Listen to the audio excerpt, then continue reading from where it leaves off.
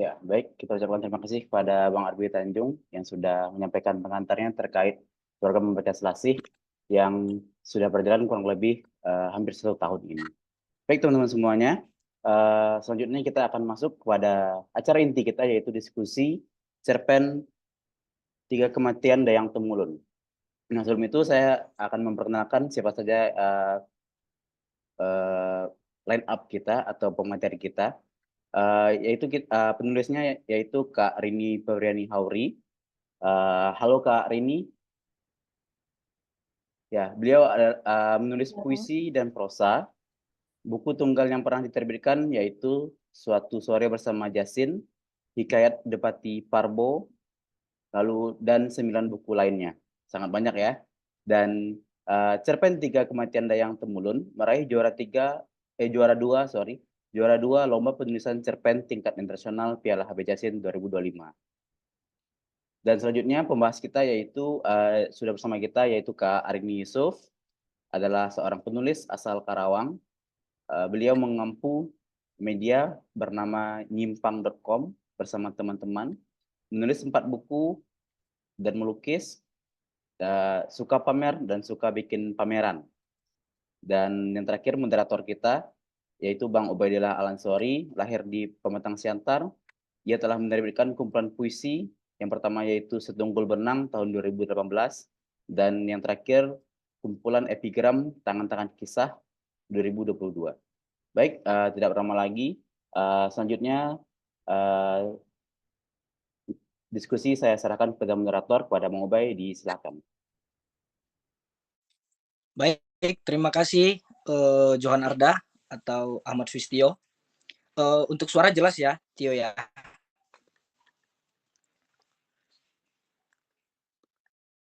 Halo, Tio, suara aman ya, Tio? Aman Bang Ubay, lanjut. Oke, siap. Siap, karena malam hari ini kita ditemani dengan dua perempuan, ya, dua perempuan yang saya akan pandu. Karena sudah diperkenalkan oleh Tio tadi nama-nama atau apa namanya biografi beliau berdua, sehingga saya juga tidak ingin berlama-lama karena terlalu panjang juga pengantar saya. Kita ingin sebenarnya hari ini diskusi kita memang panjang, kemudian kita disadarkan bagaimana cerpen Tiga Kematian Dayang Temulun ini, ya Temulun, Tiga Kematian Dayang Temulun yang memenangkan juara 2 Piala HB Yasin. Kebetulan itu tingkat internasional tahun 2025. Tentu bukan hanya kemenangan cerpen itu, tapi ada hal yang penting dan menarik untuk kita diskusikan tentang cerpen ini yang juga barangkali dalam pembahasan Kak Ari ini nanti berkaitan dengan bagaimana keadaan atau bencana ekologis yang terjadi pada 26 November 2025 di Sumatera ya. Hal itu coba kita kait eratkan bagaimana hal ini bisa terjadi, apakah Jambi juga mengalami hal yang sama sebagaimana Sumatera Barat, Jambi juga mengalami hal yang sama sebagaimana Sumatera Utara, Tuka dan Sibolga maupun Aceh. Itu 3 hal yang mungkin perlu disadarkan melalui cerpen Tiga Kematian Dayang Temulun. Untuk itu saya tidak mau berlama-lama, saya minta kepada Kak Arin Yusuf untuk memaparkan pandangannya, pendapatnya yang berkaitan dengan cerpen Tiga Kematian Dayang Temulun. Dipersilakan Kak Arin Yusuf. Halo teman-teman, terdengar suaranya ya? Terdengar Kak? Terima Aman kasih Kak? yang sudah hadir, Bang Ubay, Kak Rini, teman-teman Membaca Selasih juga. Terima kasih juga teman-teman Sekolah Tradisi Ibu dan Perpusdial juga nih yang udah hadir dan nyimpang.com. Ya teman-teman seperti yang tadi dijelaskan ya, jadi kalau misalkan teman-teman masuk grupnya itu pasti teman-teman sudah bisa mengakses cerpen Tiga Kematian Dayang Temulun ini. Saya ambil judul di sini deforestasi dan pemusnahan memori kolektif suku anak dalam Taman Nasional Bukit 12 dalam cerpen 3 kematian Dayang Temulun karya Rini Febriani Hauri. Memang agak panjang tapi saya rasa itu sudah sangat singkat dan padat ya teman-teman untuk menjelaskan karena di cerpen ini akan banyak sekali aspek-aspek sosial dan ekologis yang berkaitan erat saya rasa dengan suku anak dalam terlebih Kak Rini Hauri ini kelahiran Jambi ya teman-teman. Boleh Kak di slide selanjutnya? Oh, jadi teman-teman, sebelumnya saya itu sama sekali nggak memiliki pengetahuan apapun soal Jambi. Adapun beberapa pengetahuan yang saya ketahui itu paling ya soal politiknya, kakak adik gubernur, bupati, dan lain segala macam ya teman-teman ya. Jadi kalau misalkan teman-teman sudah baca di sini, kalau misalkan teman-teman belum baca, saya akan menjelaskan sedikit sinopsisnya. Jadi si tokoh utamanya ini adalah Dayang Temulun, perempuan yang berasal dari Bukit 12 mengalami 3 kematian. Yang pertama, ketika dia masih menjadi manusia, dia mengalami kematian karena ada pembakaran hutan pada saat itu, terus kemudian entah bagaimana, dia mungkin tertimbun ekskavator atau lain segala macam, kemudian tubuhnya terbakar, terus dia menjadi hidup lagi menjadi pohon, teman-teman. Ketika dia menjadi pohon, kemudian pohon itu ditebang dan akhirnya si Dayang Temulun ini menjadi kabut, teman-teman. Nah, intinya seperti itu sebetulnya. Jadi si Dayang Temulun ini satu tokoh yang mengalami 3 bentuk dan 3 kematian. Oke, boleh selanjutnya? Nah, seperti yang tadi saya bilang, saya itu nggak tahu Jambi teman-teman, kecuali mungkin kalau Sumatera Barat cukup tahu banyak, kalau Sumatera Utara hanya Bali J saja. Kalau untuk Jambi saya betul-betul tidak tahu. Jadi pengalaman membaca cerpen 3 kematian Dayang Temulun ini adalah pengalaman yang berkesan. Jadi selain saya tahu, Jambi punya Bukit Kerinci, punya Gunung Kerinci, saya beberapa tahun ke belakang saya tahu bahwa, calon 1 dan calon 3 dari calon bupati ini adalah adik kakak, terus kemudian ya politik-politik adik kakak dan lain segala macamnya itu aja yang saya tahu gitu, selebihnya saya benar-benar nggak tahu. Boleh dikebawahin lagi, di next lagi. Nah, di sini saya akan membagi fokus menjadi 3. Yang pertama itu ada pembacaan personal, yang kedua konteks sosial ekologis yang berkaitan dengan Jambi, terus yang ketiga adalah kesimpulan. Nah, pembacaan personal saya ini, eee, boleh di next lagi, Kak?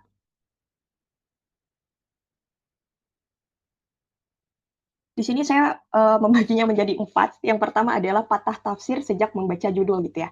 Karena saya lahir dan besar di Tatar Sunda, meskipun nenek saya orang Bali J, tapi, saya lahir dan besar di Tatar Sunda, yang mengakibatkan saya tuh memahami ketika saya membaca 3 kematian Dayang Temulun, itu Dayang yang di pikiran saya tuh Dayang pelayan istana gitu ya. Jadi perempuan yang di istana gitu menemani, putri atau misalkan menjadi pelayan atau menjadi ya bagian dari keluarga kerajaan lah ya. Jadi ketika saya membaca 3 Temulun itu, saya nggak menyangka bahwa Temulun itu nama orang gitu ya, Dayang Temulun itu saya nggak menyangka nama orang.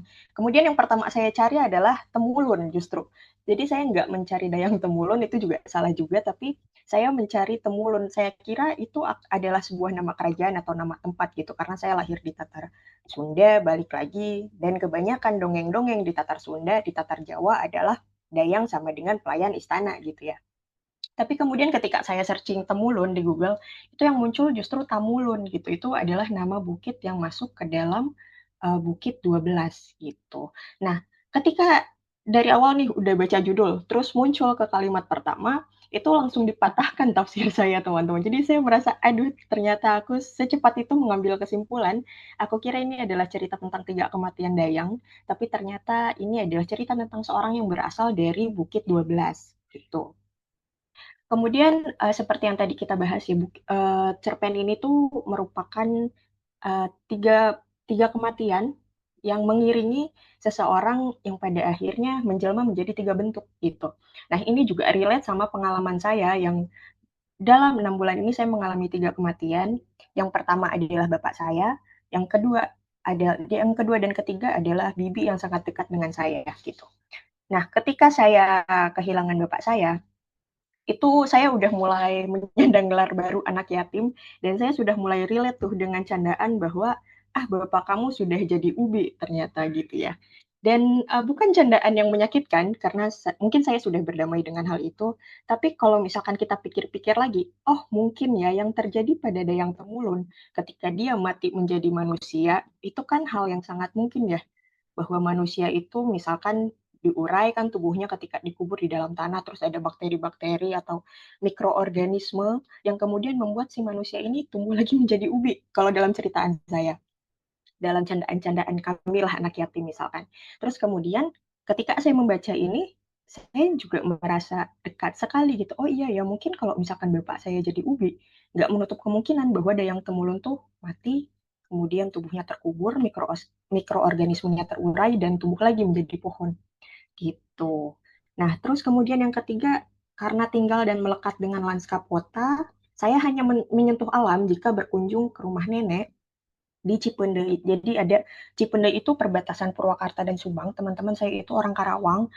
Cuman secara geografis saya tinggal di Cikampek. Cikampek itu lebih dekat ke Purwakarta daripada ke kota Karawangnya gitu. Jadi nenek saya tinggal di Cipendei dan ada beberapa kata-kata, ada beberapa tradisi yang mana pada saat itu Cipendei adalah suatu tempat yang asri, suatu tempat yang sangat hijau, asri. Bahkan saya tuh masih bisa merasakan nimba, kalau misalkan kata orang Sunda tuh apa nimba nimba air gitu ya. Kalau misalkan mau mandi tuh kita harus nyerek dulu air sumur, terus kita bisa main di sungai yang bersih, banyak batu-batuannya, terus kita bisa mandi di pancuran yang dari gunung gitu airnya. Nah, itu saya masih merasakan, teman-teman. Nah, kemudian juga saya jadi menyadari bahwa saya punya nenek. Nenek saya itu berasal dari Balige. Terus kemudian dia, mungkin saya juga pernah cerita beberapa di kelas, di pertemuan membaca selasi sebelumnya bahwa nenek saya itu dari yang namanya Maria menjadi Mariati. Kemudian saya berpikir lagi ketika saya membaca cerpen ini, ketika dia diambil marganya, dihilangkan gitu ya, itu mungkin sesuatu yang ternyata, mmm, apa ya, sesuatu yang ternyata menyedihkan juga buat dia, sesuatu yang ternyata bikin dia shock juga gitu. Terus kemudian dari Kristen namanya dia harus menjadi mualaf karena menikah dengan kakek gitu. Kemudian pelepasan nama Maria itu ternyata sesuatu yang sakral ya. Ternyata dia bukan cuma marah karena namanya jadi Mariati aja, tapi ya itu ada penghapusan memori, ada penghapusan identitas mungkin ya untuk dia.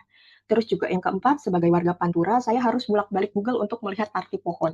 Jadi kalau misalkan teman-teman sudah baca, di cerpen ini tuh banyak sekali kata-kata pohon ya teman-teman. Sedangkan saya orang Pantura, saya lebih tahu jenis-jenis truk daripada jenis-jenis pohon gitu. Dan itu merupakan sesuatu yang bikin saya, aduh iya ya, aku tuh mungkin selama ini sering lihat pohon kalau misalkan aku ke air terjun, ke Purwakarta, tapi aku nggak tahu itu tuh namanya pohon. Tapi sejauh itu, mungkin itu sedikit yang bisa aku sampaikan terkait pembacaan personal. Yang selanjutnya boleh Kak?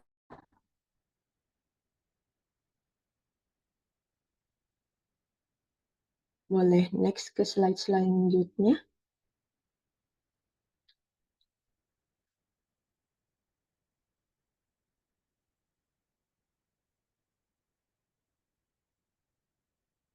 Pandai di Bang Arda ini.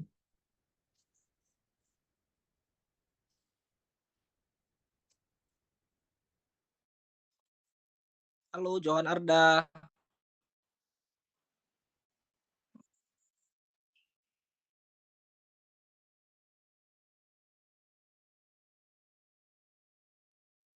Oke, lagi aku share ya. Sudah terlihat teman-teman.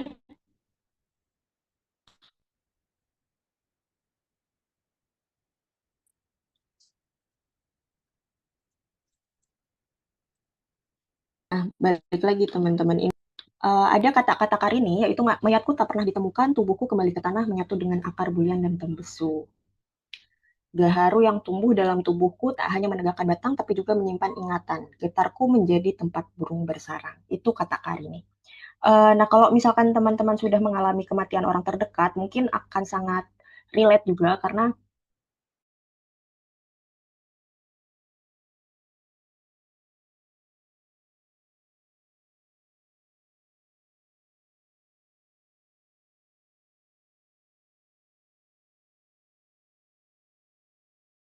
misalkan aku masih ingin bapakku hidup, aku harus menjaga alam karena bapakku sekarang sudah jadi bagian dari alam gitu, karena bapakku sekarang sudah menjadi tanah gitu, balik lagi ke tanah.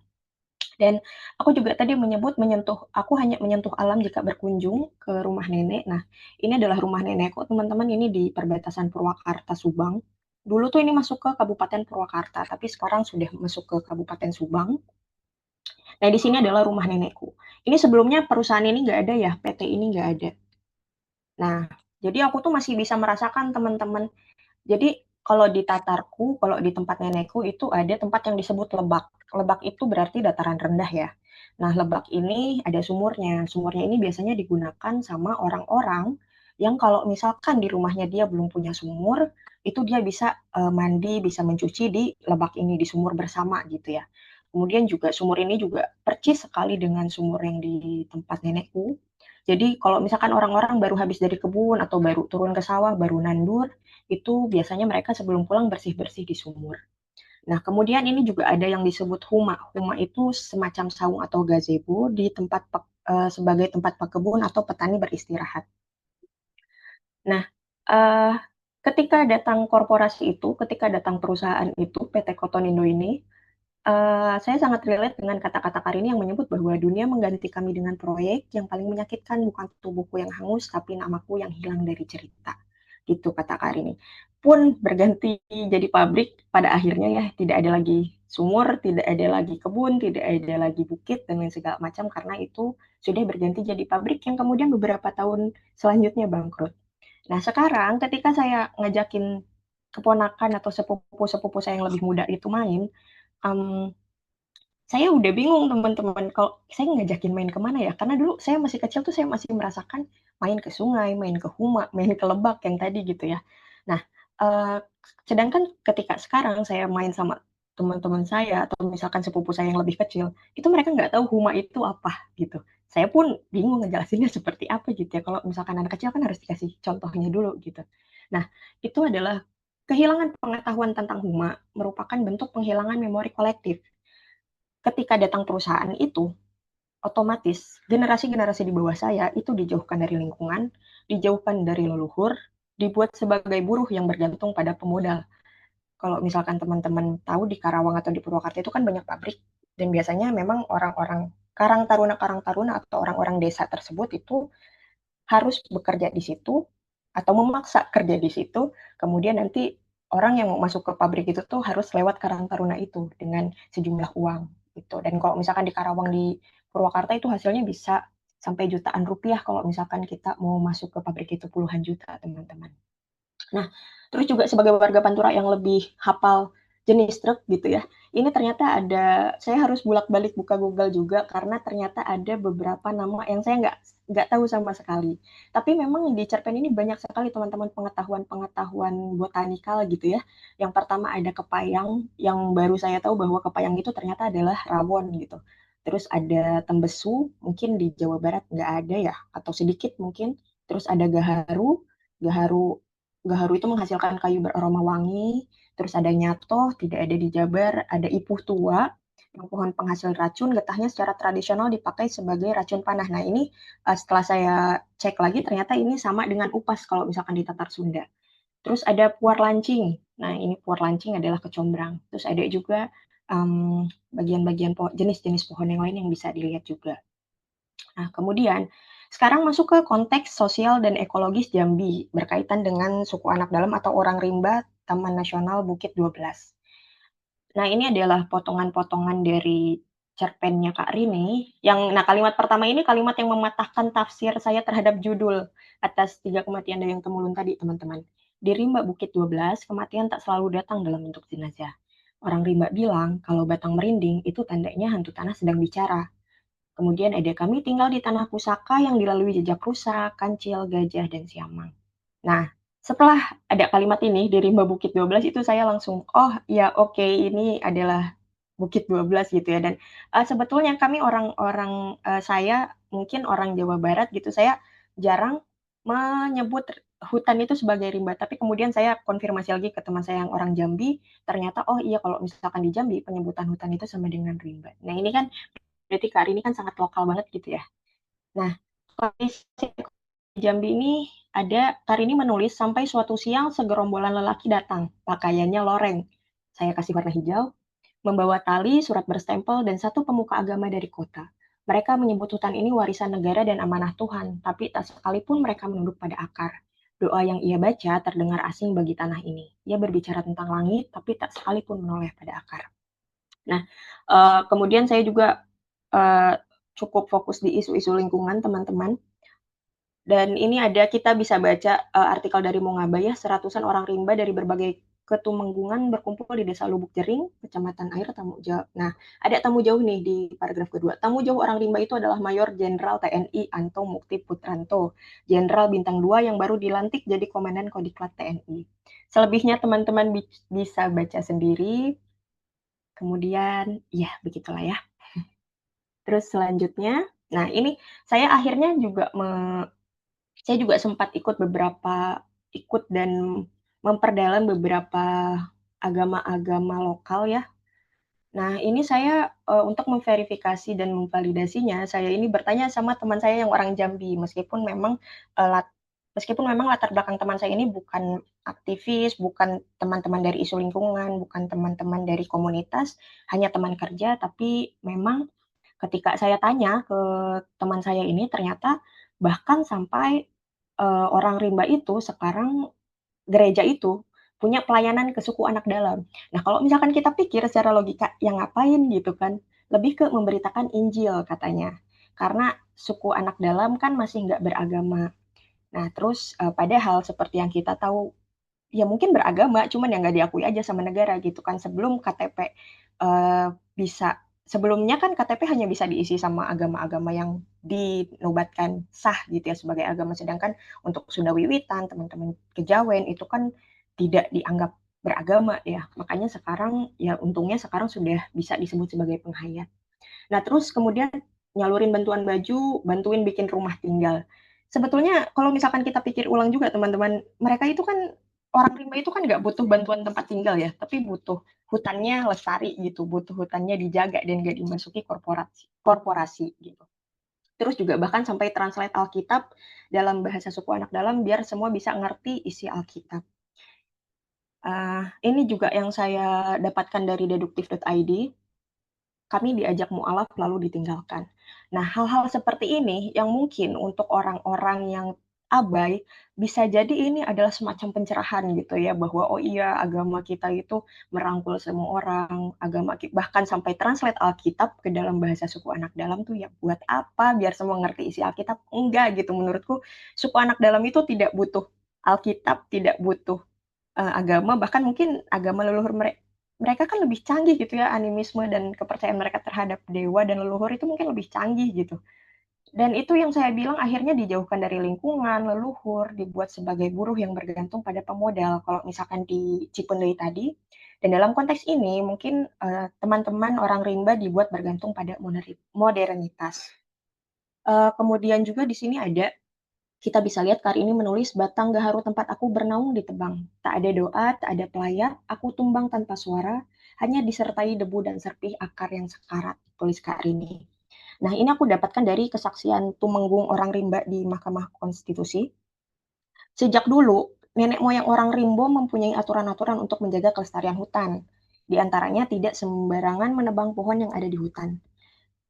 Karena pohon itu jadi kalau misalkan mereka itu ada kelahiran, mereka itu ternyata mengiris pohon itu, terus kemudian getahnya itu ternyata dioleskan ke ubun-ubun gitu ya. Makanya kalau misalkan di mereka itu, kalau misalkan ada orang yang nebang pohon, itu berarti sama dengan membunuh orang dan dikenakan denda 60 keping kain. Bayangkan mereka yang sudah sebegitu menghormati alamnya, kemudian kita datang sosok nih dengan agama yang kita bawa, yang kita anggap benar, terus kita menyodorkan Alkitab, ya ngapain, mereka tuh sudah jauh lebih bertuhan kalau menurut saya ya, di dalam konteks ini gitu. Mereka pikir aku hanya mati karena api, padahal aku mati karena dihapus. Tak ada upacara, tak ada sebutan nama, dunia mengganti kami dengan proyek. Nah, ini kematian pertama ya, kematian pertama Dayang Temulun. Malam itu suara eskavator datang dari arah ilir, mengeram seperti beruang madu yang kehilangan sarangnya. Nah, ini teman-teman, sejak tahun 2013, Desa Nalo Gedang masuk dalam konsesi PT Hijau Arta Nusantara seluas 32 ribuan hektar. Dan kita tahu semua gitu ya, mungkin agama-agama itu masuk punya agenda tersendiri, mungkin membuat yaitu menjauhkan dari leluhur, menjauhkan dari tanah, sampai akhirnya tanahnya bisa diambil untuk kepentingan orang-orang, kepentingan segelintir orang ya. Pada akhirnya, kesakralan itu hilang, gitu. Nah, ini yang tadi aku sebutkan juga, akhirnya penghayat masuk kolom agama di KTP. Itu juga kan dari cara pemerintah tidak mengakui,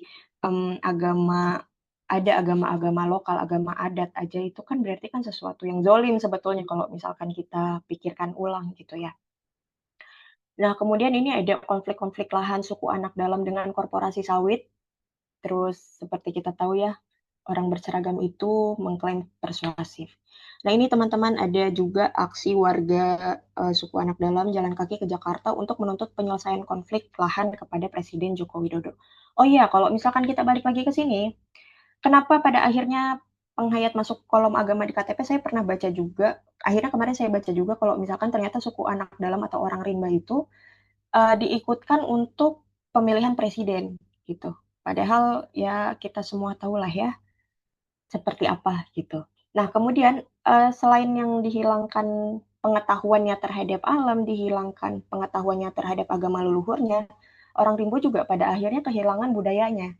Jadi kalau misalkan orang Rimbo, ada yang meninggal misalkan, nah itu mereka akan pindah dari tempat itu karena jadi mereka itu kan punya rumah, tapi pindah-pindah ya teman-teman, semi nomaden. Ketika mereka karena tanah itu kalau misalkan sudah ditempati beberapa waktu, itu ternyata akan tidak bagus. Dan mereka menyadari itu, kemudian, mereka akhirnya sering berpindah-pindah untuk mencari sumber makanan yang lain, sumber pangan yang lain. Nah, zaman dulu misalkan di satu gubuk itu ada yang meninggal. Kemudian apa yang orang Rimbo lakukan, orang Rimbo akan, menyimpan mayat itu di atas bukit, terus kemudian orang Rimbo itu akan pergi dari daerah situ, karena dianggap itu tidak akan, tidak akan baguslah tinggal bersama orang yang sudah nggak ada gitu, yang sudah meninggal. Kemudian, orang Rimbo ini pergi sekitar 10 sampai 12 tahun, sampai akhirnya kembali lagi mungkin kalau misalkan ternyata, pangannya sudah habis di beberapa tempat itu ya, di beberapa titik itu. Nah, tradisi seperti itu sekarang udah nggak dipunyai lagi sama orang Rimbo, teman-teman. Masa Melangun bahkan menjadi semakin singkat, yaitu sekitar 4 bulan sampai 1 tahun saja. Dan wilayah Melangun mereka pun semakin dekat, tidak sejauh dahulu. Bahkan tidak ada lagi yang pergi Melangun. Nah, sekarang bisa dibayangkan ya teman-teman seperti apa rasanya misalkan harus mengingat-ingat kematian terus gitu kan. Saya aja yang 6 bulan kadang masih suka sedih-sedih gitu kan. Apalagi sekarang pengen Melangun tapi lahannya juga udah semakin sedikit gitu. Nah, pada akhirnya adalah hutan yang di 3 kematian Dayang Temulun ini benar-benar kalau misalkan teman-teman baca tuh benar-benar sakral dan benar-benar dimunculkan gitu ya sakralitasnya. Hutan itu sebagai sumber pangan, sebagai ruang sakral dan spiritualitas juga, hubungan orang Rimbo dengan leluhur juga, sebagai sistem pendidikan, pengetahuan diwariskan lewat praktik langsung gitu ya, yang akhirnya menjadi identitas kolektif orang Rimbo. Nah, sekarang bayangkan kalau ada satu pohon aja yang ditebang, maka ada berapa banyak lebah yang kehilangan rumah. Kalau misalkan ada berapa banyak lebah yang kehilangan rumah, ada berapa banyak bunga gitu yang nggak bisa yang nggak bisa tumbuh lagi gitu ya, karena kan lebah kan berfungsi sebagai itu. Terus berapa banyak anak adat yang kehilangan pengetahuan tentang madu, tentang lebah, tentang proses bagaimana lebah membawa madu gitu ya, yang tidak bisa merasakan madu. Nah, itu juga yang mungkin sering kali luput dan di cerpen ini, itu sangat dijelaskan dengan rinci, akhirnya kita kembali disadarkan melalui cerpen ini. Pada akhirnya cerpen ini memuat arsip ekologis, kritik terhadap pembangunan, dan pengingat tentang relasi manusia dengan alam. Dan 3 kematian Dayang Temulun ini saya memiliki pembacaan kematian manusia, itu sebagaimana kita tahu banyak penggusuran, banyak kekerasan yang terjadi. Terus juga yang kedua ketika Dayang Temulun itu menjadi pohon, itu dia ditebang, ada deforestasi.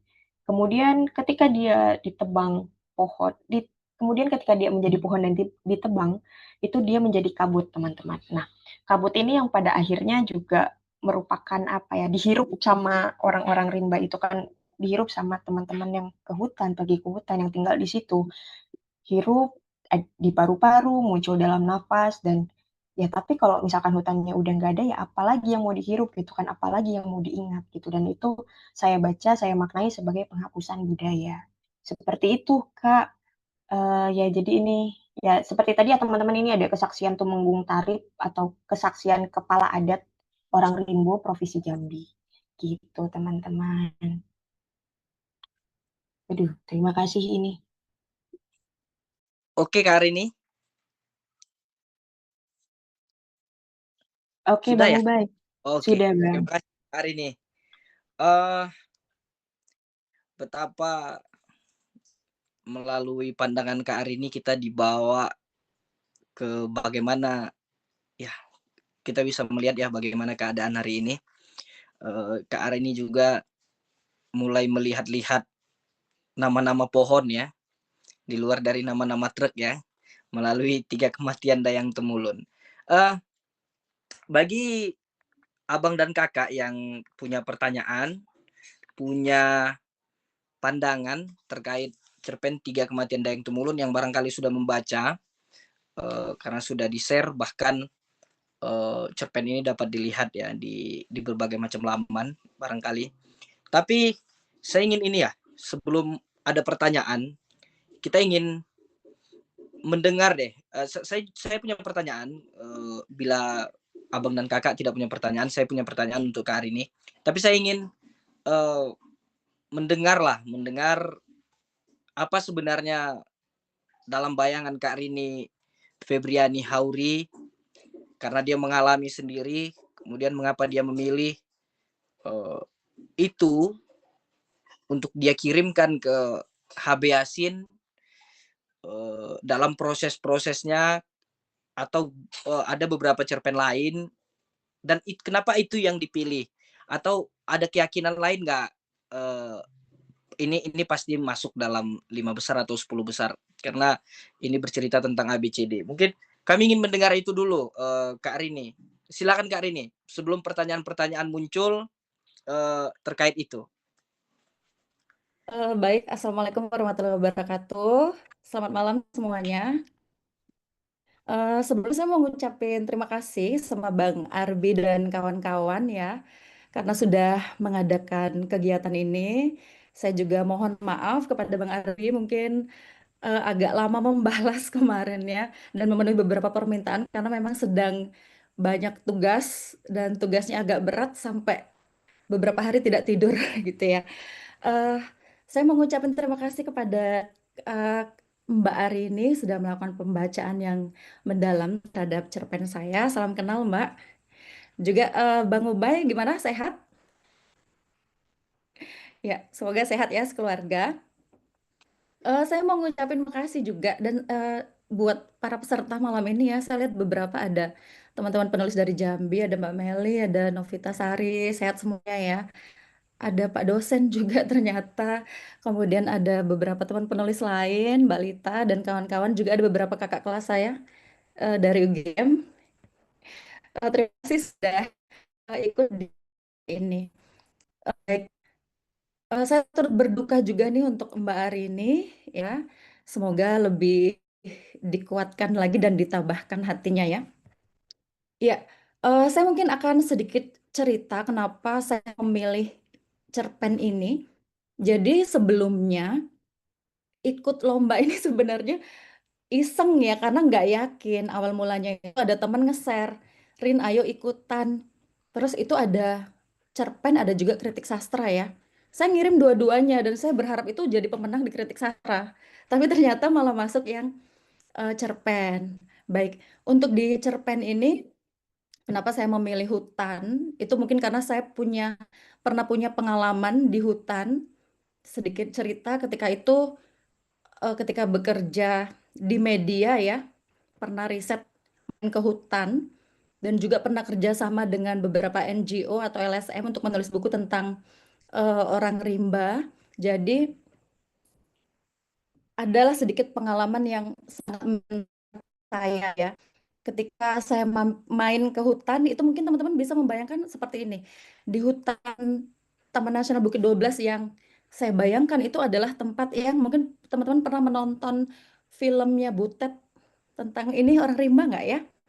Nah, settingnya tuh di situ. Jadi pertama kali saya riset ke sana dengan teman saya yang kebetulan juga penulis Mongabai saat itu. Saya pikir kan akan tidur di Sudung ya. Itu Sudung itu nama rumah mereka yang terbuat dari kayu dan atapnya itu dari daun gitu ya. Sudah nyiapin sleeping bag dan yang lain-lainnya udah siap lah gitu ya tidur di hutan. Tapi ternyata di sana itu ada rumah papan yang sudah dibangun oleh timnya Butet ketika buat film itu. Jadi mungkin orang rimba kasihan dengan kita sebagai orang luar, jadi kita disuruh tidur di sana ya. Dan saya di sana berapa hari ya? Bentar, kayaknya 3 hari ya. 3 hari di sana itu saya merasakan dunia yang sunyi karena tidak ada sinyal.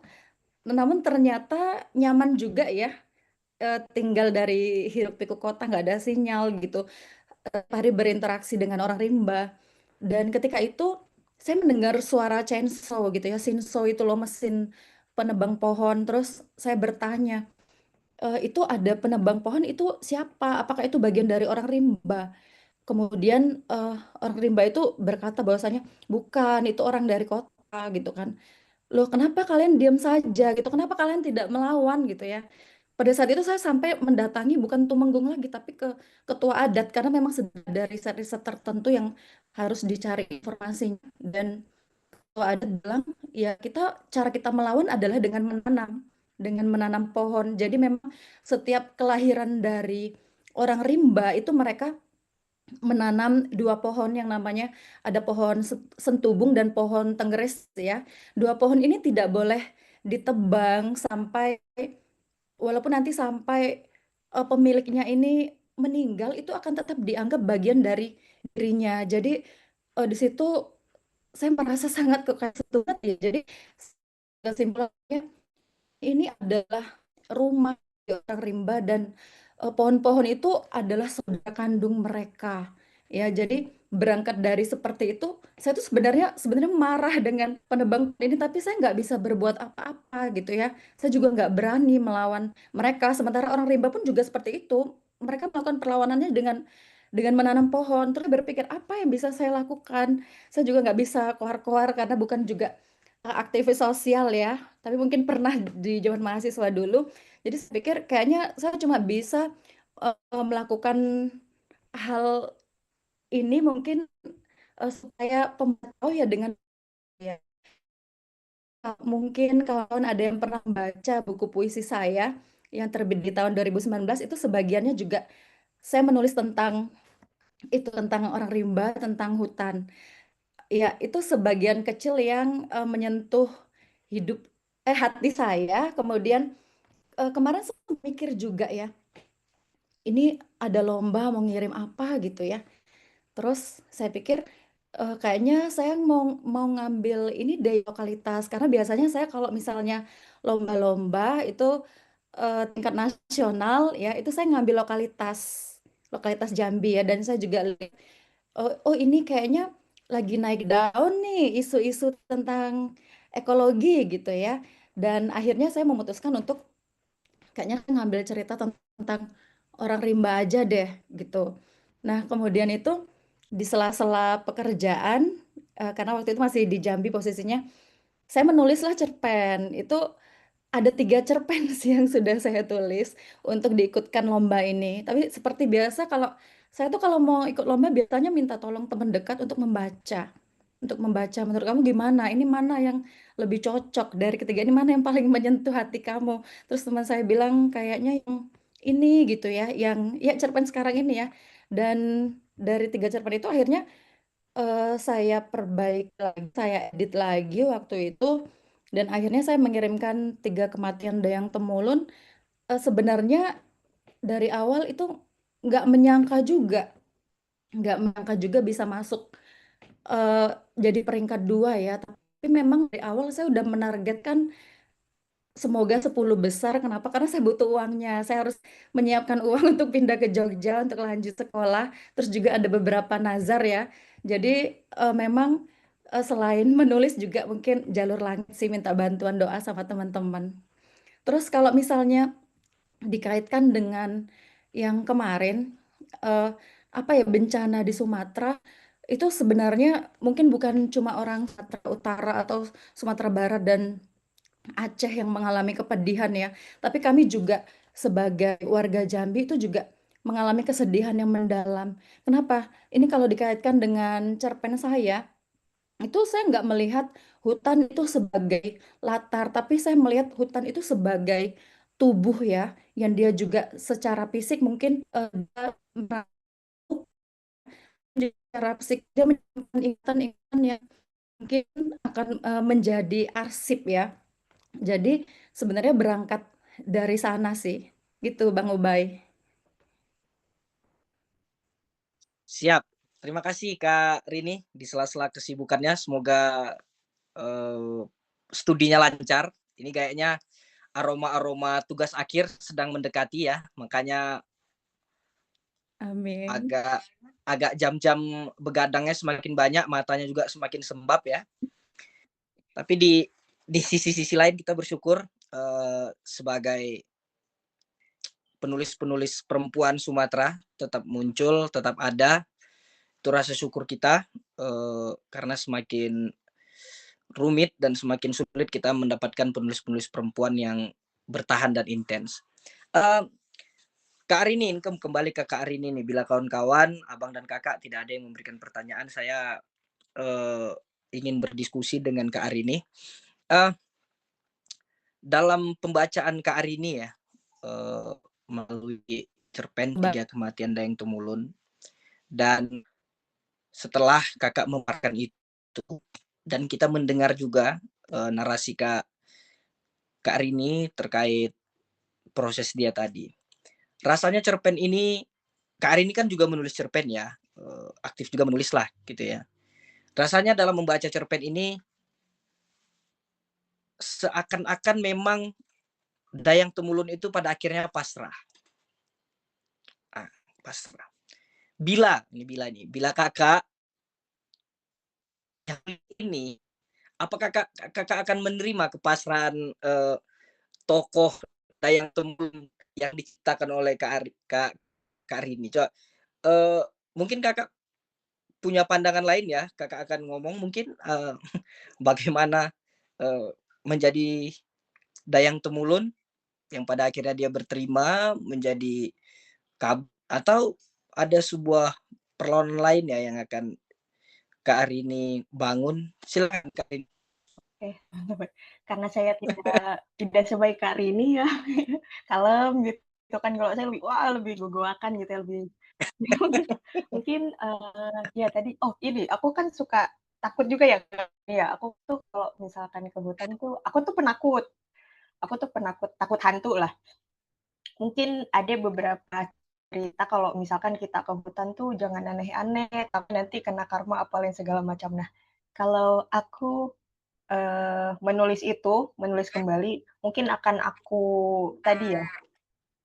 aku sesatkan orang-orang itu dengan kabutku gitu. Terus kalau misalkan ada yang berpakaian loreng gitu menebang hutan-hutanku, akan aku masuki dia dengan, kalau misalkan aku menjelma kabut, aku akan menjadi kabut yang bisa membuat mereka sesak napas gitu sampai mati mungkin gitu ya. Gitu sih Bang Ubay. Kalau misalkan aku, karena aku itu balik lagi ya, mungkin pada akhirnya memang hutan tuh pasrah gitu dan nggak bisa apa-apa, tapi kan menurutku hutan juga kadang ada waktunya alam tuh melawan balik gitu ya, fight back gitu. Jadi kalau misalkan aku diberi kesempatan untuk menulis atau aku mengubah itu, ya mungkin aku akan membuat mereka yang loreng-loreng mati menghirup asap apa gitu Kak, menghirup kabut apa gitu. Oke, Kak Arini. Berarti ya kita kita apa aja, menunggu ini aja, menunggu proses Kak Arini, dia akan menulis 3 kehidupan Dayang Temulun kan. Nah, itu adalah sebuah pembalasan dari Dayang Temulun itu. Bagi Abang dan Kakak yang punya pertanyaan, punya narasi lain, saya persilahkan.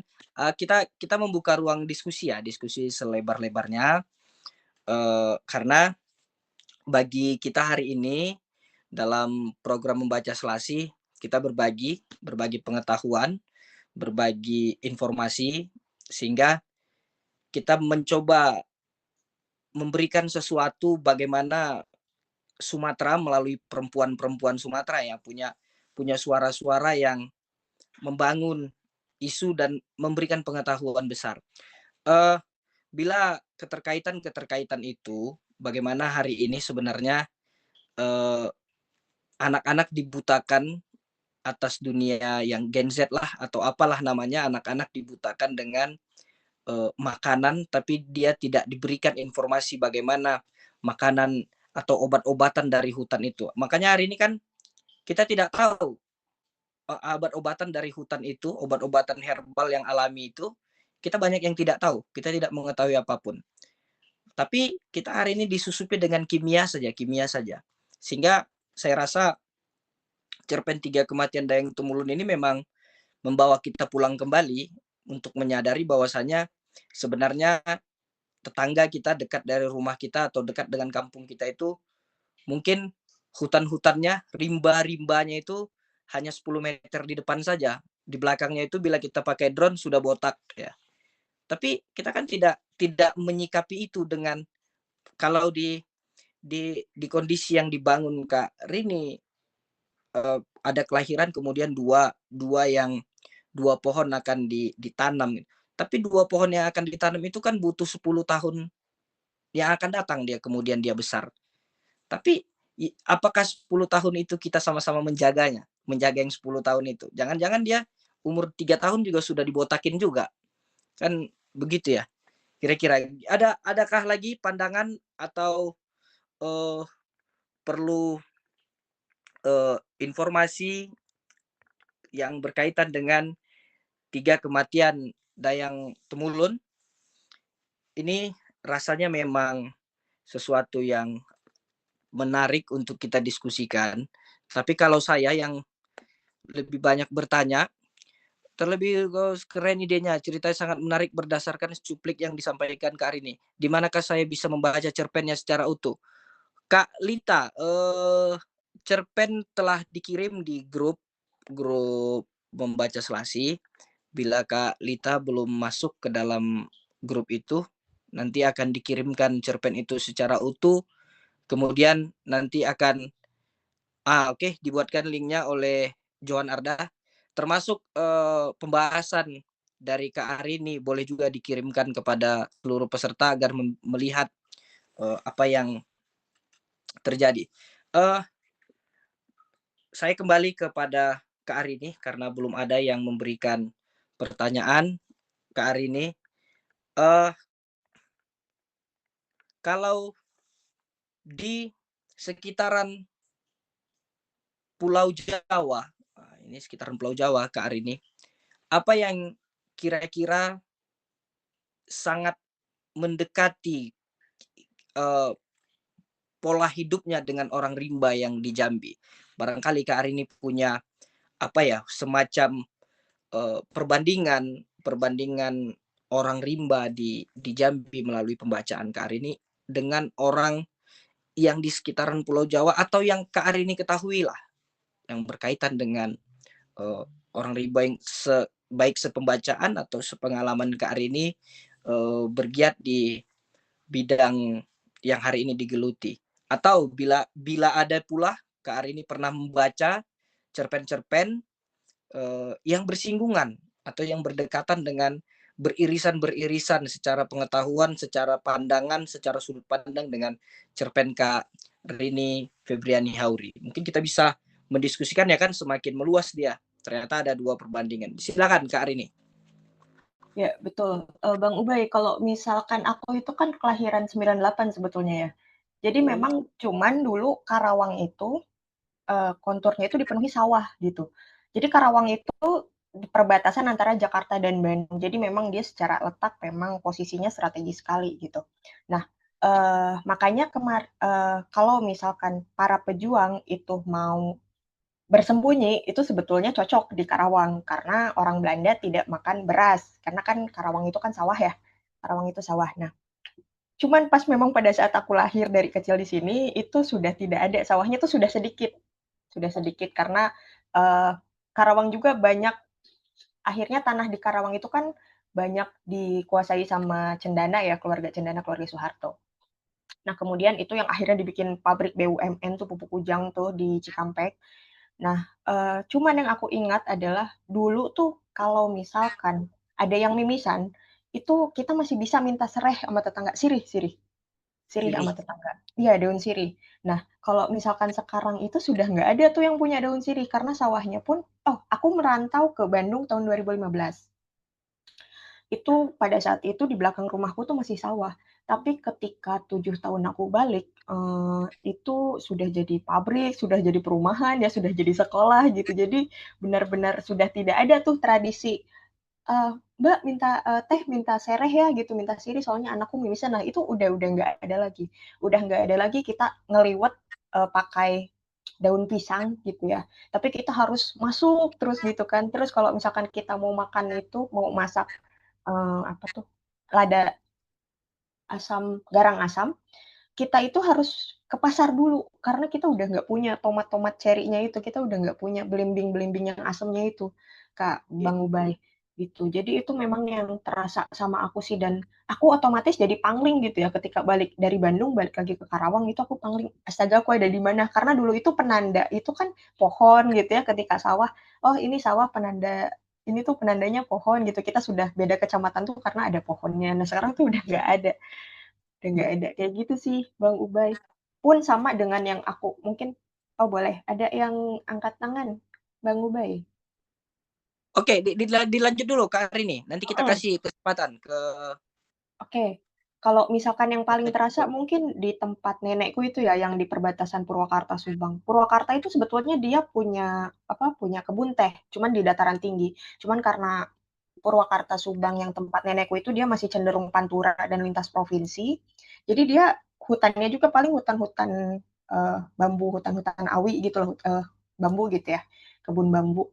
Nah, kemudian ketika datang si korporasi itu, perusahaan itu memang itu sumurnya jadi bau bener-bener yang bau kocok gitu loh karena mereka buang limbah tuh sembarangan kan.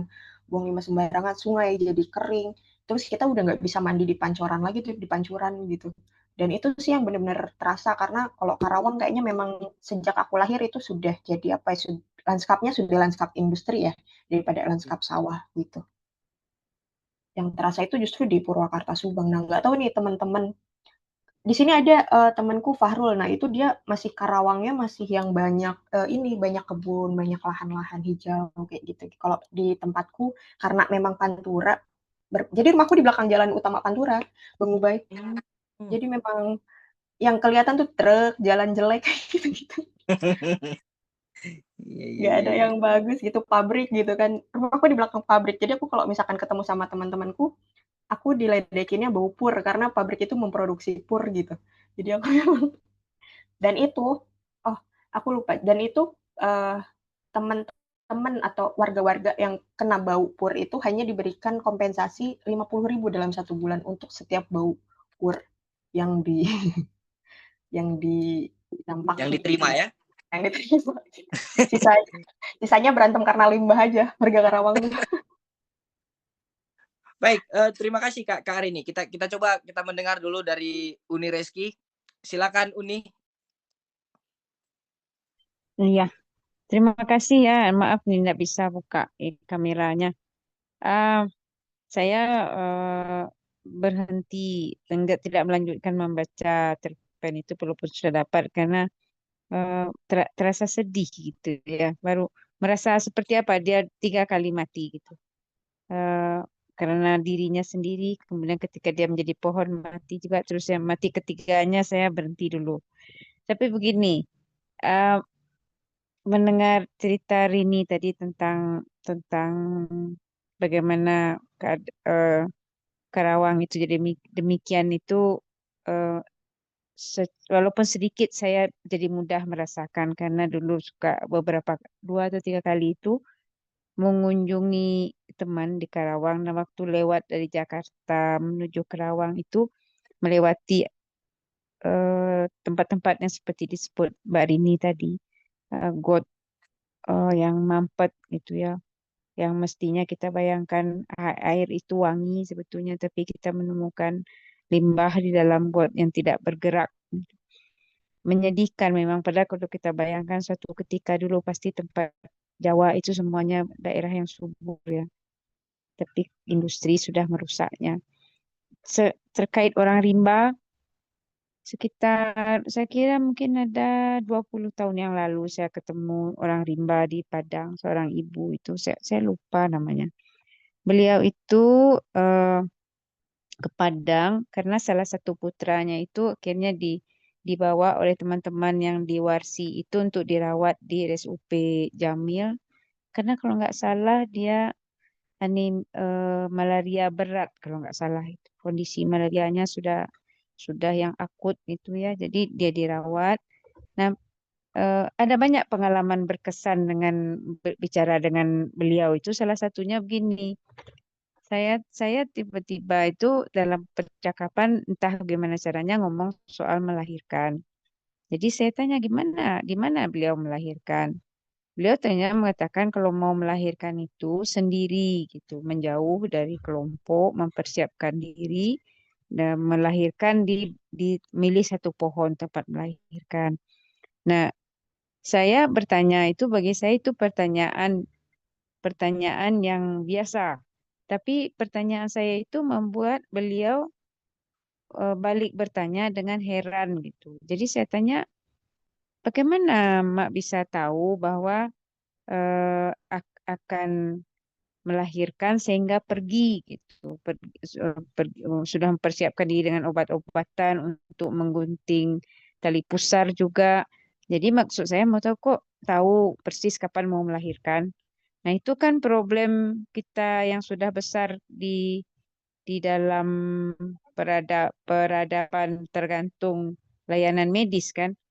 Artinya nggak tahu persis kapan akan melahirkan walaupun udah hitung-hitung gitu.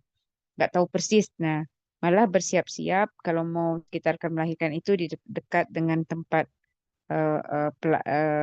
bidan atau rumah sakit semacam itu. Si Mak ini malah balik bertanya sambil menengok dengan heran kepada saya gitu. Itu yang saya ingat betul. Kan kita sudah tahu kapan kita mau melahirkan, itu kan sudah lengkap tanda-tandanya, gitu. Saya waktu itu terdiam lama sekali ya. Si Mak itu yang heran kok bisa orang ini nggak tahu gitu. Bagi Mak ini itu sudah pasti sudah tahu, sudah sewajarnya tahu. Nah, yang saya hayati kemudian satu perasaan bahwa alangkah jauh jadinya saya tertinggal dari beliau soal itu, gitu. Itu sudah pengetahuan dasar gitu, seperti basic life skill, tahu tanda-tanda mau melahirkan, tahu mempersiapkan sendiri dan memilih tempat sendiri. Nah, kita sekarang begitu lemah, rentan gitu. Tidak tahu persis dan bahkan harus mengandalkan berbagai jenjang layanan dari yang mudah sampai yang paling paling parah dikirim pakai ambulans misalnya ke rumah sakit rujukan yang tingkat berapa gitu. Nah, saya pikir, aduh, terputus ya pengetahuan kita sebegitu rupa. Padahal itu bisa dimiliki. Ya, itu yang menjadi kenangan saya dengan ibu orang rimba itu. Yang kedua itu ketika saya sempat ke rumah sakit, anak-anak beliau kan bermain dengan leluasa itu di atas rumput-rumputan dengan gembira. Nah, terus ketika makan, dia nggak mau makan di ini, nggak mau makan di ruangan karena makan sendiri kan, tinggalnya di bangsal anaknya. Dia milih makan di depan ini, di antara toilet dengan ruangan luar itu kan ada ruangan. Jadi dia milih di situ makan karena segan gitu, makan sendiri orang lain enggak gitu. Nah, Tidak bisa dilarang, jangan makan di sini nggak bersih. Bagi dia di tempat seperti itu karena dekat dengan air itu berarti lebih baik. Nah itu pengalaman yang mendatangkan satu perasaan khas pada diri saya. Gitu aja Ubay. Terima kasih juga teman-teman. Baik, terima kasih Uni atas Ya. ceritanya ya, cerita yang juga kita terbawa bagaimana pengetahuan itu ternyata seakan-akan memang kita tertinggal jauh akan pengetahuan mereka gitu loh. Pengetahuan yang mereka sudah dapatkan di hutan, pengetahuan yang ya kalau bahasa alam tak kembang jadi gurunya kan. Jadi alam yang terkembang itu memang betapa banyak pengetahuannya. Kak Rini, ini ada sebuah pertanyaan Kak Rini. Saya pertanyaan ini untuk Kak Rini mungkin butuh pencerahan ya. Ini dari Kak Lita. Untuk Kak Rini Febriani, berdasarkan kearifan lokal kisah Dayang ini, apakah agama lokal di Jambi memang memiliki kepercayaan semacam reinkarnasi itu? Bila memang ada, apakah memang ada bentuk reinkarnasi yang berubah wujud menjadi benda seperti batu misalnya? Atau apakah hanya reinkarnasi menjadi makhluk hidup? Beri kami pencerahan Kak. Mungkin ini lebih kepada sejauh apa sih Kak Rini lah mengetahui reinkarnasi yang mereka yakini itu gitu. Silakan Kak Rini. Baik, sebenarnya kalau untuk agama orang rimba yang khususnya yang di hutan itu ya, itu sebagian itu sudah ada yang masuk Islam, terus ada juga yang masuk Kristen itu ada juga ya, tapi ada juga yang masih animisme, dinamisme gitu. Dan saya pernah bertanya itu tentang agama mereka yang kepercayaan mereka tentang masih tentang itu ya alam roh gitu ya. Mereka sebenarnya ada satu Tuhan gitu ya, tapi juga tetap percaya ada roh-roh itu ya. Jadi agama agama yang ada di hutan itu nggak cuma satu, tapi sebagian yang benar seperti yang dikatakan Kak Arini tadi di KTP itu sudah berubah menjadi agama yang sudah disahkan di Indonesia karena memang untuk politik ya. Dan mengenai reinkarnasi ini, saya belum pernah sejauh ini menanyakan karena memang itu murni imajinasi saya aja sih untuk tadi reinkarnasi yang ada ditanyakan Mbak Lita tadi. Misalnya kayak di cerpen saya kan dia berubah di pohon, kemudian juga dari berubah menjadi kabut itu sebenarnya sebagai simbol saja sih dari tubuh, kemudian identitas, kemudian juga menjadi sesuatu yang tidak terlihat tetapi masih bisa menjaga gitu. Jadi untuk reinkarnasi saya belum pernah menanyakan itu. Gitu sih, Bang. Kak Rini, Ya. ini Kak Rini kayaknya Kak Rini sepertinya tidak nampak ya kan. Jadi eh eh selama 3 hari Kakak waktu di hutan bersama orang rimbo ya. Apa hal-hal yang memang sangat teringat dan terkesan Kakak melihat pola hidup keseharian mereka gitu ya. Ya di luar dari tadi Kakak 3 hari, kemudian yang Kakak lontarkan adalah terkait singso.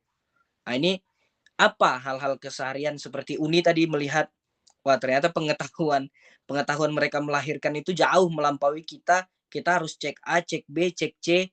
Kemudian suami tidak boleh pergi, suami harus mengantarkan karena aku mau lahiran jam 2 pagi. Itu kan apa ya? Gimana Kak Rini mendapat pengetahuan yang mungkin banyak yang mereka miliki? Silakan Kak Rini. Ya, baik.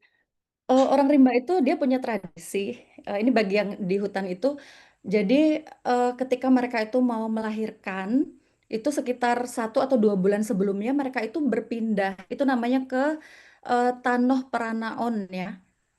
Maksudnya itu tanah tempat melahirkan. Nah ini sudah pernah difilmkan oleh Ruang Film Jambi dan itu salah satu penulis skenarionya itu saya. Baik, sedikit promosi ya. Nah ini melanjutkan cerita Uni tadi ya.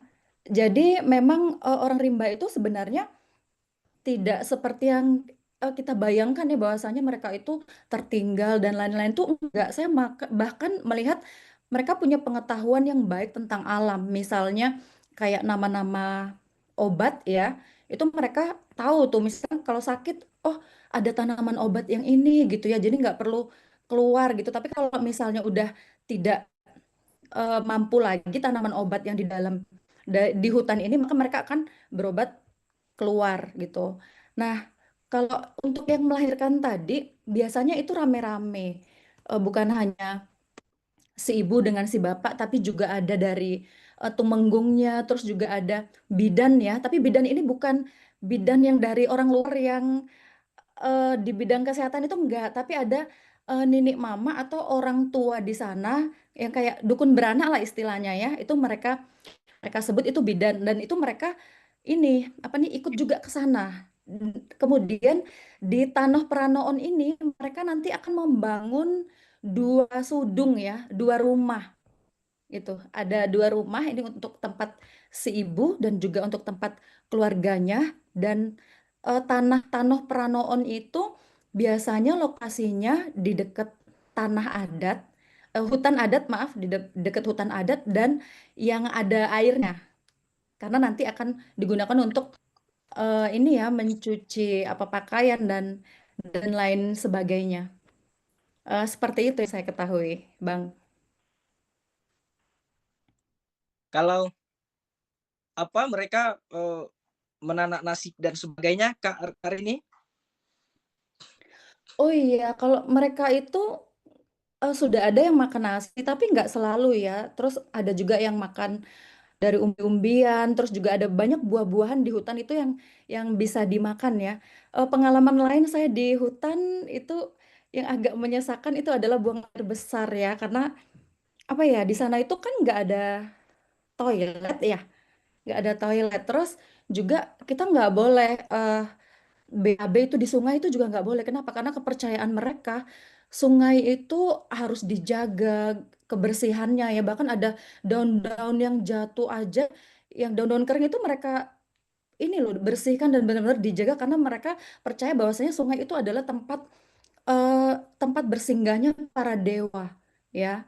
Dan jadi ketika awal mula saya ingin BAB itu ini diceritakan sama orang rimba di sana bahwasanya mereka itu BAB-nya dengan menggali tanah. Jadi tanah itu digali, kita terus kita BAB di situ terus nanti dikubur lagi gitu ya.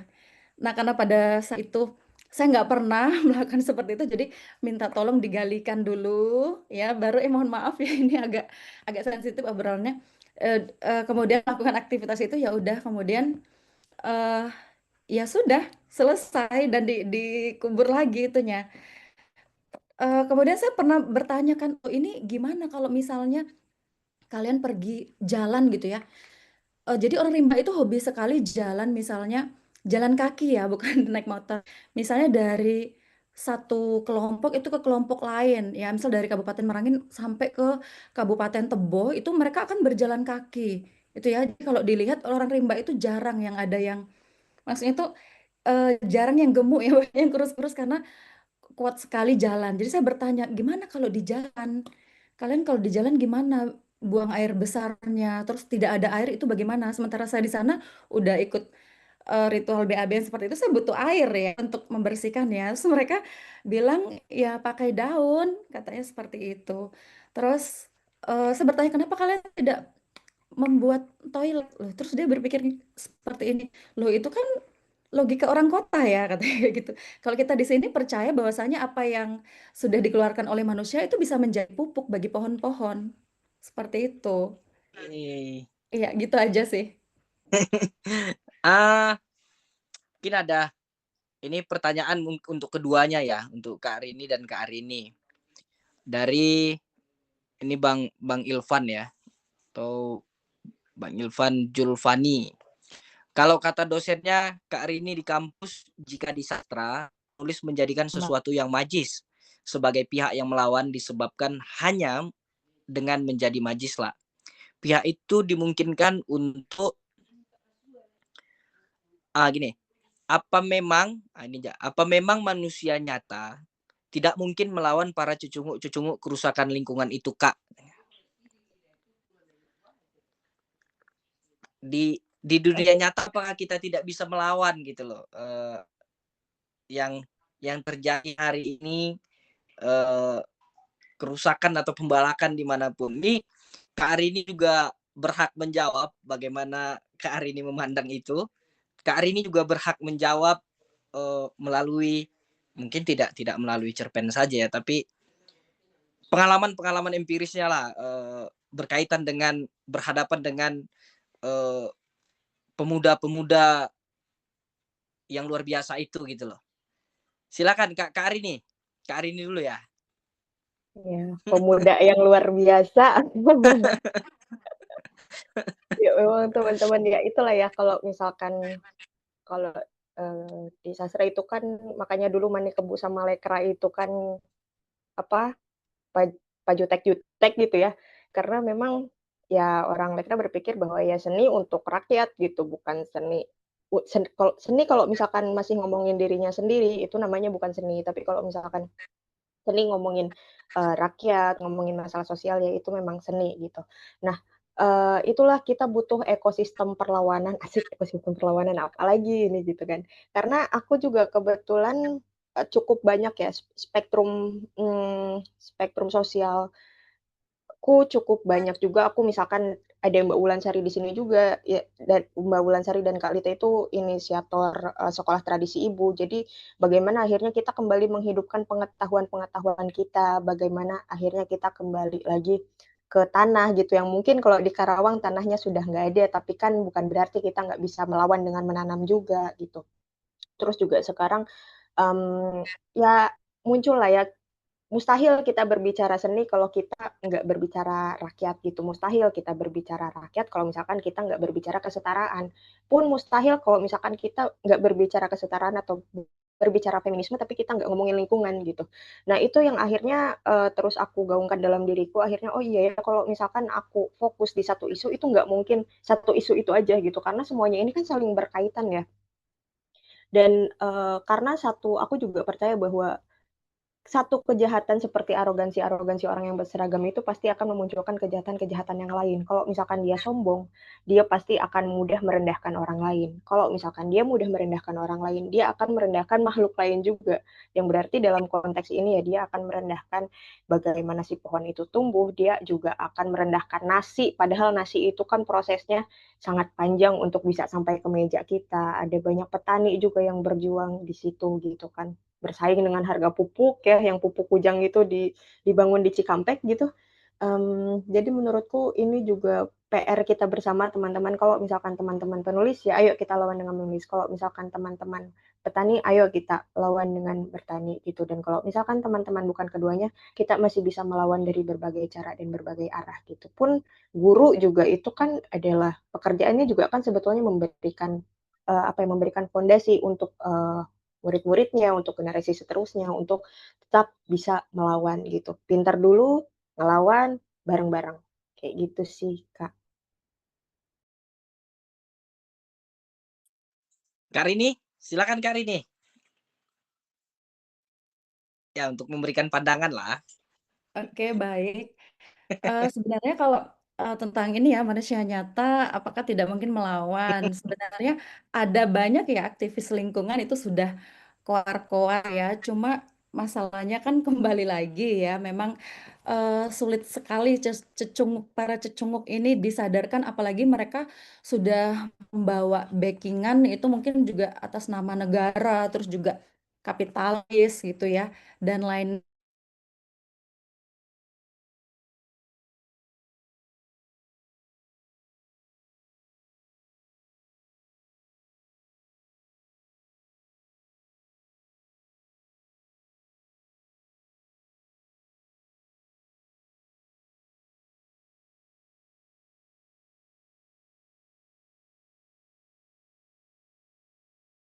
Kita melakukan kesadaran pengetahuan itu kan kakak dan abang melalui 3 kematian Dayang Tumulun itu juga menjadikan kesadaran kita sebenarnya.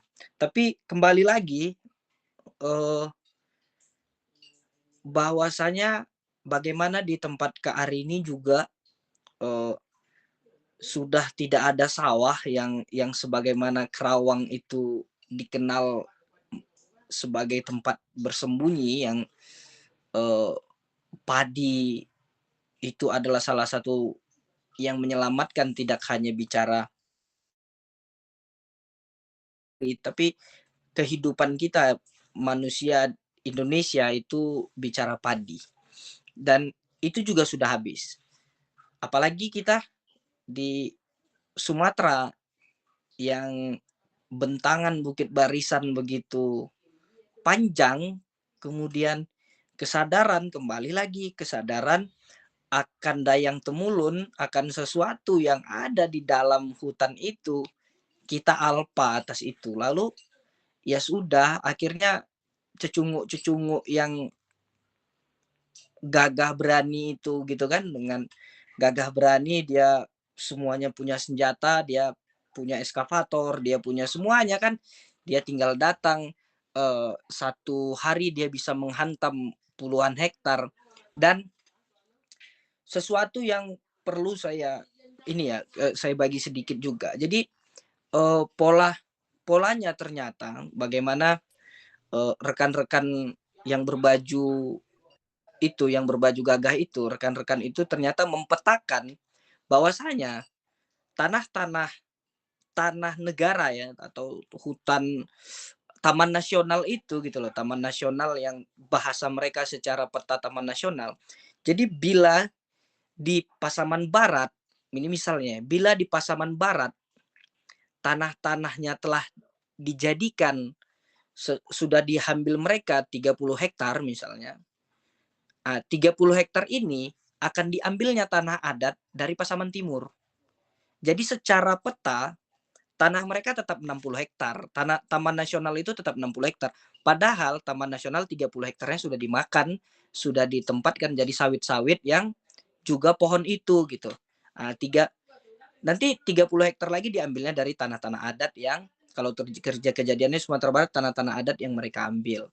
Dan apakah tidak bisa melawan? Gimana mau melawan? Sedangkan masyarakat 200.000 sudah jadi dia terdiam. Kan itu menjadi kesadaran pengetahuan juga. Jadi ini mungkin ada pertanyaan lagi. Oke. Jadi ingat kemarin tanah Pasaman diambil buat di IKN. Oke, ini Kak Arini ya. Ya, tanah Pasaman Kak Arini, kebetulan kemarin saya di Simpang Alahan Mati dengan Bang Arbi Tanjung ada sekitar 6 hari, dan itu yang memang terjadi. Kemudian ini Kak Meli bilang saat ini bukan hanya si berseragam, warga desa pun rela menebang pohon, mengeruk tanah, dan merusak ekosistem dari kegiatan PETI. Mereka rela patungan untuk membeli eskavator.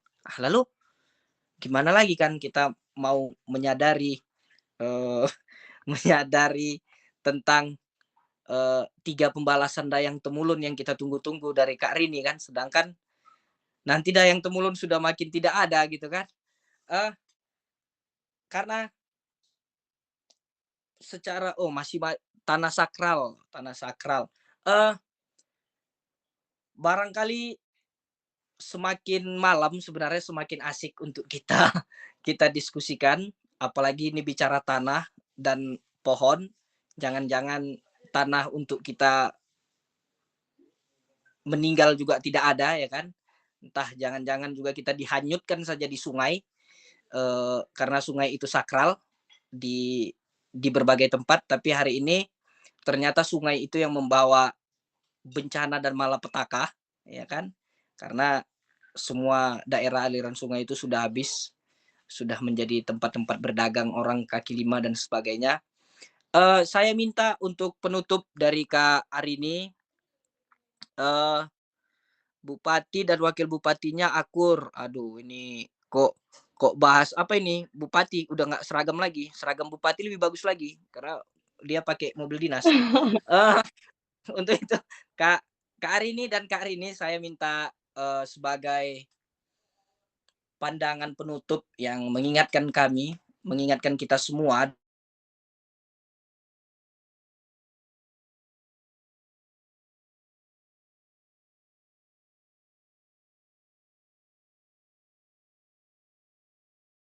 seluruh abang dan kakak peserta pada malam hari ini. Semoga tetap terlibat dalam program membaca selasi yang siogianya kami aturkan pada tanggal 10 setiap bulannya, 20 dan 30 setiap bulannya. Sehingga per 10 hari kita ada diskusi program membaca selasi yang silih berganti terus apa yang akan dibahas.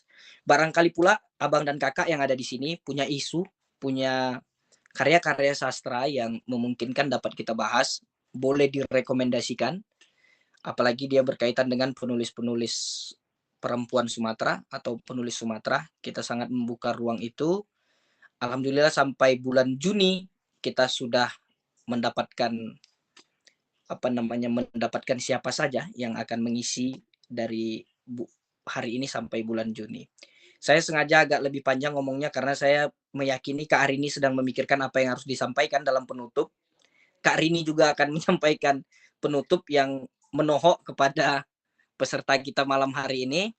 Saya persilakan kepada Kak Arini untuk menyampaikan semacam pandangan penutupnya terkait 3 kematian Dayang Temulun atau program yang sedang kita langsungkan. Silakan Kak.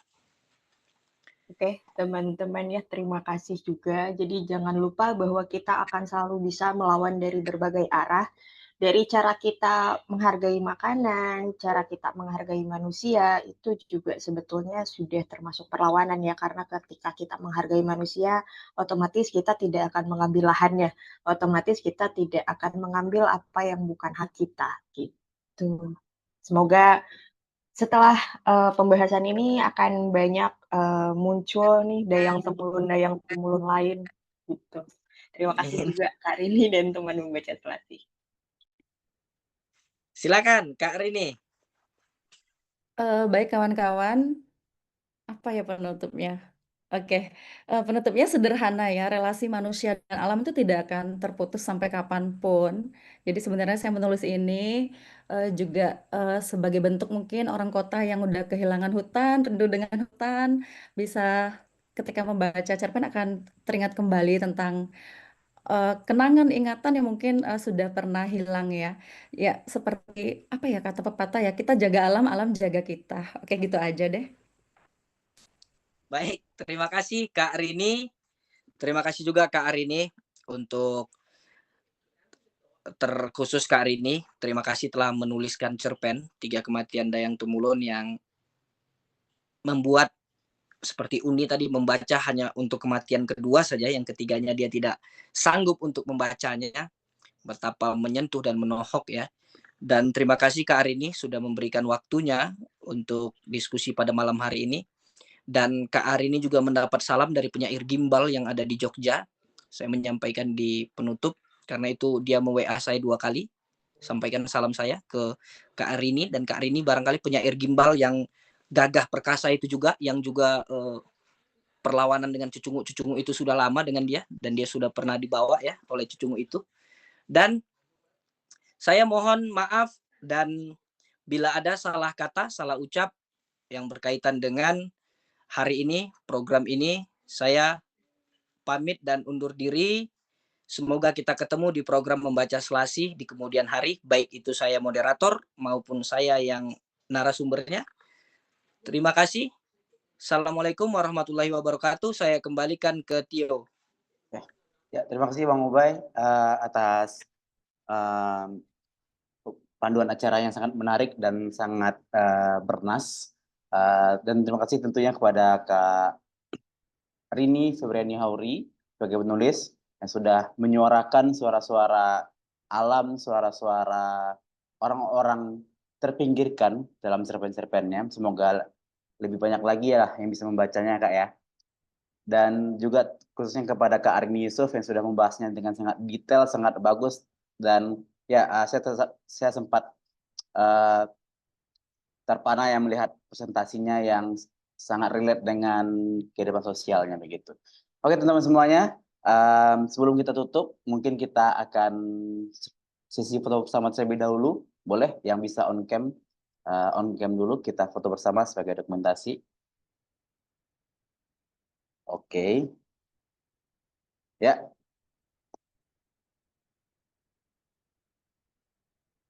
Oke, ada lagi? Oke, sudah ya. Saya kira sudah. Baik semuanya, boleh lihat kamera, senyum, kasih senyum terbaiknya. Asik ya. 1, 2, 3. Sekali lagi. Oke, sekali lagi. 1, 2, 3. Oke, terima kasih teman-teman semuanya. Oke. Ya, saya sebagai pembawa acara pada malam hari ini, mohon maaf apabila ada ketidaknyamanan atau ada kesalahan dalam penyampaian. Terima kasih kepada teman-teman semuanya. Dan, oh ya, for information, di tanggal 30 nanti kita akan berdiskusi kembali membahas buku berjudul Wifi di atas Kuburan karya Bang Zikri almarhum. Tadi abangnya ada di sini itu, Muhammad Zikri. Ya, ini penulisnya. Halo Bang penulis. Asik ya. Abangnya masih hidup ternyata.